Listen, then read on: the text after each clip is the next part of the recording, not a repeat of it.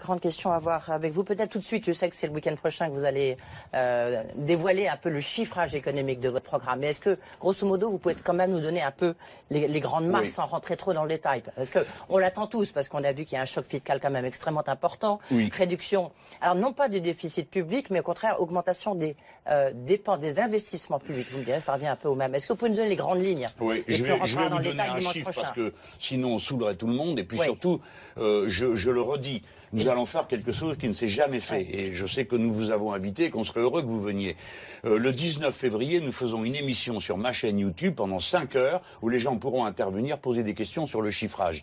Il y a toutes sortes d'amis, d'experts de leur vie qui sont là pour ces chiffres. Donc ici, ce que je vais faire, c'est vous montrer une logique économique. Je sais que vous y êtes sensible. Souvent, vos questions viennent sur ce thème.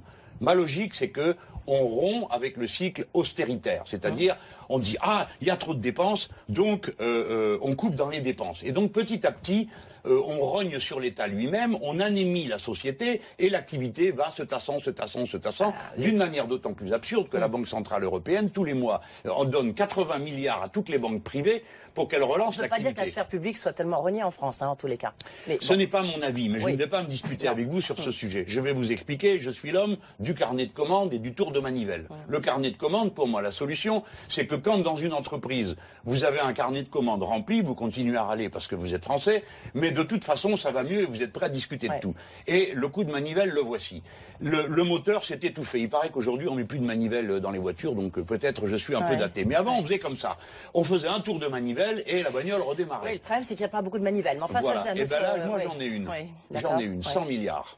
C'est 100 milliards que M. Macron veut retirer de la dépense publique, 100 milliards que M. Fillon veut retirer de la dépense publique. Moi, je veux les rajouter. Pourquoi est-ce que je le fais? Et d'où vous le tirez? Oui, mais ça c'est le plus facile. On va le régler tout de suite si vous voulez. D'où je le tire. Bon, nous avons en France un organisme qui s'appelle la Banque Française d'Investissement, qui est une banque qui a été créée, par Monsieur Moscovici, qui est un petit facétieux, car il a créé, Monsieur François Hollande, il a créé une banque qui a une particularité, qui n'a pas de licence bancaire. Je vais aussi vite que je peux, madame, mais il faut expliquer. Comme elle n'a pas la licence bancaire, elle ne peut faire l'état de banque qu'en empruntant elle-même. Donc moi, j'arrive, je suis président de la République et je signe la licence bancaire de cette banque, qui peut donc aussitôt aller à la Banque Centrale Européenne demander les 100 milliards dont nous avons besoin. Par conséquent, il n'y a aucune difficulté pour les trouver. Deuxièmement, est-ce que cette dette va s'ajouter à la dette? C'est le programme économique du Front National, ça? C'est exactement sur les BPI, notamment, c'est intéressant. Écoutez, madame, non, vous aurez mal lu, mais... Et Arnaud Montebourg, écoutez, si vous voulez, si ça vous fait plaisir de le répéter, aussi de M. Macron, de M. Fillon et de tous les passants dans la rue. Écoutez, est-ce que c'est moi que vous interrogez ou quelqu'un d'autre? Donc écoutez ma réponse. Non, mais c'est intéressant d'avoir de voir comment ça s'inscrit. Bien sûr, vous avez raison, sauf que ce n'est pas vrai. Donc, il y a 100 milliards à prendre de cette manière, et à qui les donnons-nous? Ces 100 milliards vont dans ce que j'ai appelé essentiellement la transition écologique. Tiens, c'est comme M. Jadot. Tiens, c'est comme M. Hamon. Tiens, c'est comme... Non, mais je fais les répliques à votre place.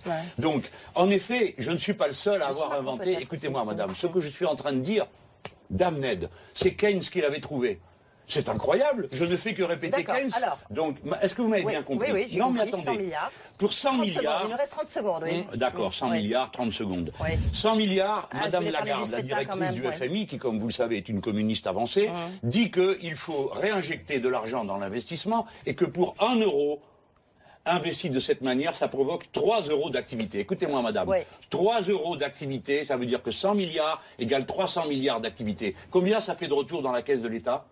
Je sais pas, j'ai pas le chiffre en tête. Ben si, allons, si vous comptez pas les salaires qui vont être versés, comptez au moins la TVA, taux moyen 18%. Donc, il nous reste 0 secondes. Oui, c'est fini, on va s'arrêter là. Merci beaucoup. Ça fait 60 milliards, vous le dites. 60 milliards, voilà. Jean-Luc Mélenchon, on en parlera plus tard. notre invité.